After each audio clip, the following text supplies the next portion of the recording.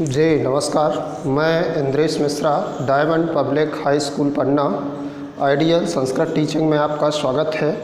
Class 9th बच्चों, आज तृतीय पाठः गोदोहनम का अभ्यास कार्य देखेंगे। सबसे पहले एक पदेन प्रश्नों के उत्तर। मल्लिका पूजार्थम सखभिः सह कुत्र गच्छति स्म? काशी विश्वनाथ मंदिरम। उपायाः पितामहेन कति सेटकमेति दुग्धम अपेक्षते स्म? 300। तीसरा प्रश्न, कुंभकारः घटान् किमर्थं रचयति जीविकार्थं? कानि चन्दनस्य जिह्वालोलुपतां वर्धन्ते स्म? मोदकानि। नन्दिन्याः पादप्रहारः कः रक्तरञ्जितः अभवत्? चन्दनः। इसके पश्चात पूर्ण वाक्येन उत्तरं लिखत। मल्लिका चन्दनस्य मासपर्यन्तं धेनोः कथम् आकुर्ताम्? मल्लिका चन्दनस्य धेनोः सेवायां मासपर्यन्तं निरतौ अभवताम्। अस्मिन् क्रमे घासादिकं गुडादिकं च अभोजयतां। कदाचित् विषाणयोः तैलम् अलेपयतां।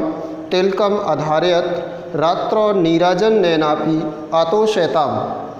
अगला प्रश्न है, कालः कस्य रसं पिबति?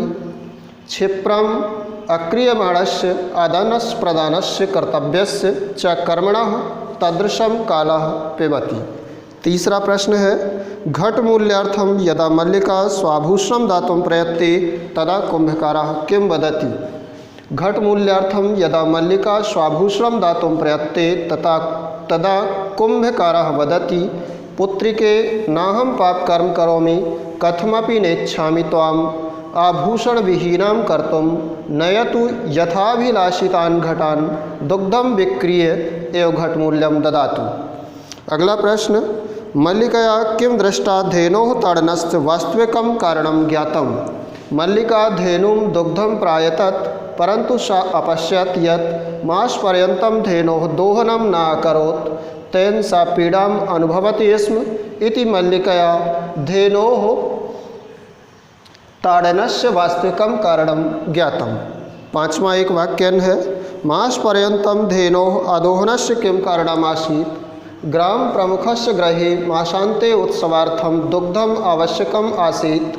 चन्दनः अचिन्तयत् यत् यदि अहं मासान्ते दुग्धं धोक्ष्यामि तर्हि बहुधनं प्राप्स्यामि इति धेनोः अदोहनस्य कारणम् आसीत्। इस प्रकार से पूर्ण वाक्येन उत्तर थे। रेखांकित पदान आधारित प्रश्न निर्माणम करो। रेखांकित पदों के आधार पर प्रश्न निर्माण करो। का नंबर में, मल्लिका सखभिः सह धर्म यात्रा गच्छति, इसमें सखभिः अंडरलाइन है, इसके स्थान पर एक प्रश्नवाचक शब्द लिखना है और बाकी का पूरा वाक्य आपको उतार देना है। का भी लिखेंगे, का भी सखभिः के स्थान पे, बाकी का पूरा वाक्य उतारने के बाद वाक्य के अंत में क्वेश्चन मार्क लगा देंगे। खा नंबर में स्वप्रातराशस्य अंडरलाइन है, उसके स्थान पे लिखेंगे कस्य। गा नंबर में अंडरलाइन वाले शब्द में लिखना है कानि। घा नंबर में कीदृशम और अंगा में का। और याद रहे, क्वेश्चन मार्क वाक्य के अंत में जरूर लगाना है। चौथा प्रश्न, मंजूषायाम सहायतया भावार्थे रिक्त स्थानम पूरयत।